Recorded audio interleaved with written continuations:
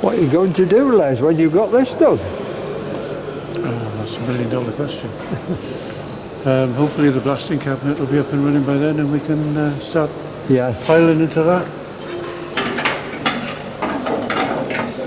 So, that's the plan at the minute.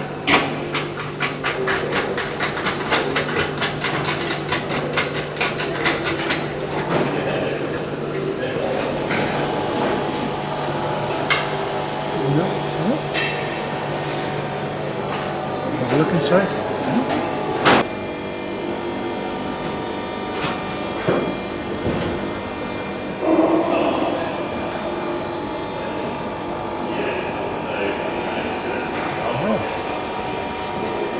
You've done a good job there, haven't you? Yeah. And obviously masterminded by John. Yeah.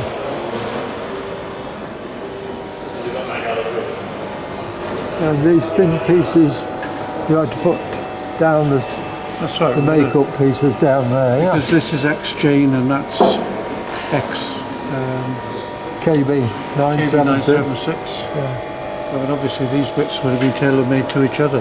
Yeah. These weren't. Just like all the stiffeners inside were all oddball. But we've managed to get it to look reasonably presentable. Yeah.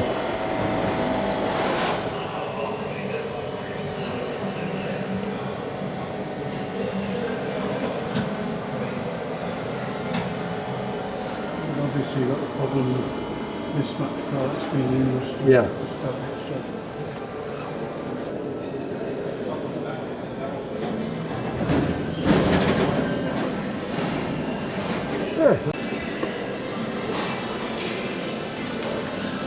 Right, it's a week since I last visited East Kirkby, so we'll have a good look round. Dennis can't do any more to the trailing edge until the remaining jigs turn up. This is the bearing for the aileron fulcrum shaft.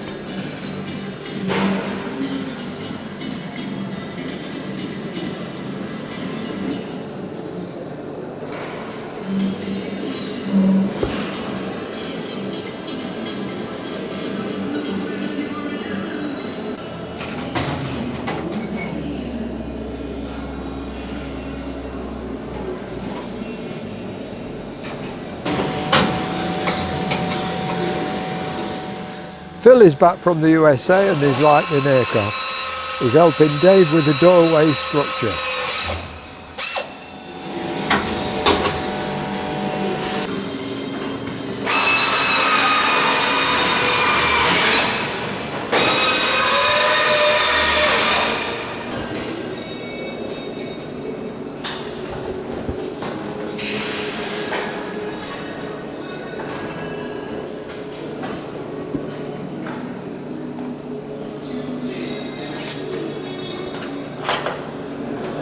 Is it flexible enough that we don't have to bend it in the machine?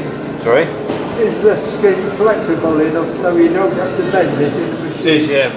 Luckily it is, because it's such a long strip anyway. It's not rollers long enough to roll it anyway, so but the original structure was forged over anyway, so yeah.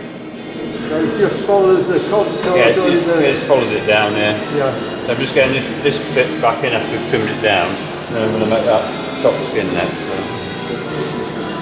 So. Okay, Phil. Yeah, that is what I've just fitted on that frame. But you see, this one got damaged when the roof collapsed. Yeah. I just manufactured a new one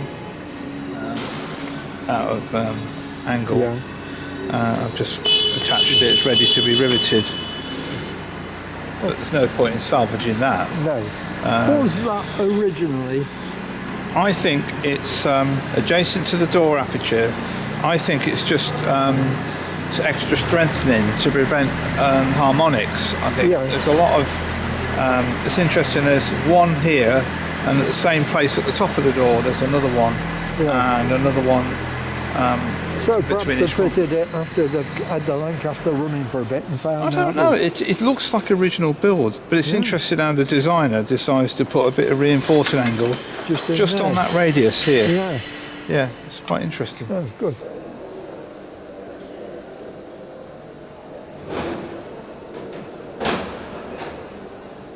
Dave's pinning the skins towards the top of the fuselage. They are new skins Dave manufactured.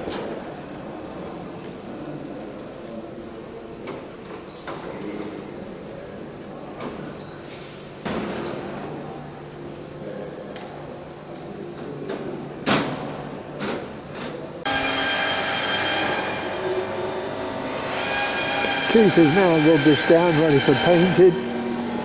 He's used one of these Scotch Brite pens. This is the web skin Keith made for the front spar of the French wing.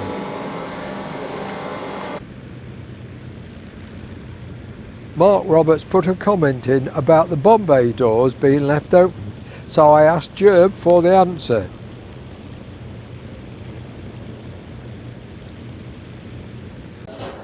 The bomb doors and the flaps, why do you leave them down when you finish running the Lancaster? For what reason? Is it hydraulics? Well, it doesn't matter with the flaps so much because the jack is double acting, Yeah. but you need the bomb doors open to establish the tail wheel down, correct attitude for the fluid level in the reservoir. Oh, that's a new one. I didn't know that. Yeah, it tells you in the Vol one. And can you repeat that again? It's the fluid level in the reservoir? Yeah, you need to establish the correct fluid level in the hide reservoir. You need bomb doors open, Yeah. and flaps really doesn't matter because you've got a piston at each end of the jack. Yeah. But plus you want the flaps down for access for inspection. Yeah. When you do your pre-flight. So Yeah. that's why you have bomb doors open, flaps down. Yeah. And where does the tail wheel come into it? You check your levels with the tail wheel on the ground. So that's why the fuel gauges, the original fuel gauges, you've got two scales on the gauge, one in white, Yeah. one in red. Yeah. So the one in white is for aircraft level in flight, and then the red scale on the gauges gives you the fuel tank reading with the tail wheel on the ground, so at rest I attitude. see. So you can see that the actual level is correct. Yeah. Oh, right. Thank you. Pleasure. Thanks, Jed. All right.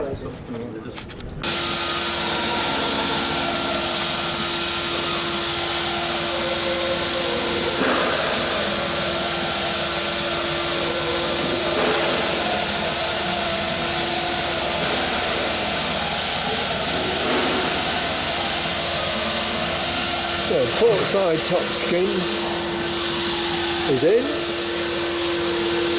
On those bolts over there, have you just put them through the blaster line? Yeah, they've been plastered and Les is now running the tap and die down. Yeah. The colour is now an aluminium colour.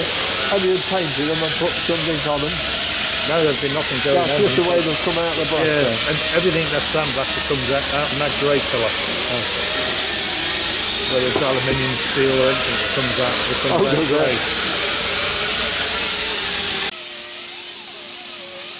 It's the 4th of May 2022, and as you can see, Dave is working on the top skins of KB976 rear fuselage.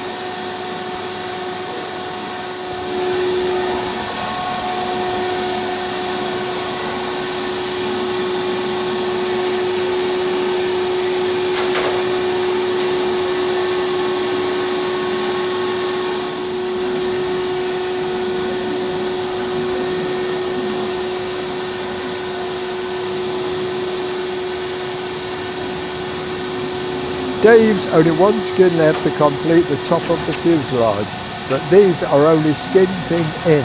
They'll all have to be removed, painted before riveting into place.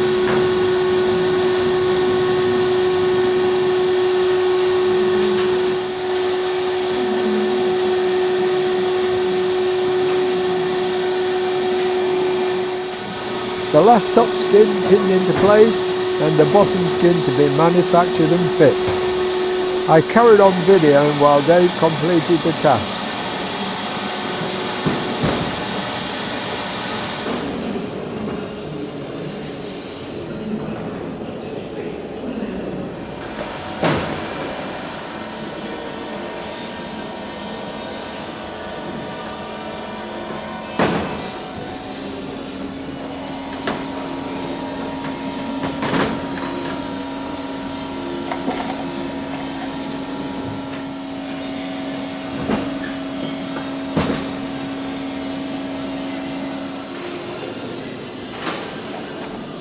pins in here. What about that certain streamer which is sagging a bit? What, sorry? The one down from the middle. Oh, this?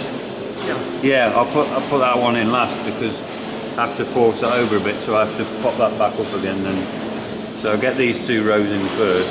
Yeah. So you know it's in position, then I put that back up and then pin all the way along there. So. Just checking. Alright?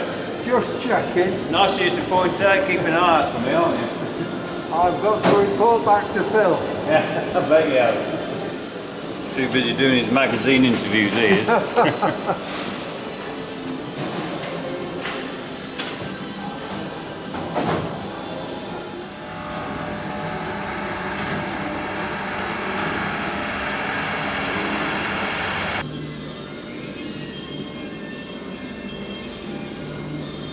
It's lunchtime now, so I'll have a look at the finished job.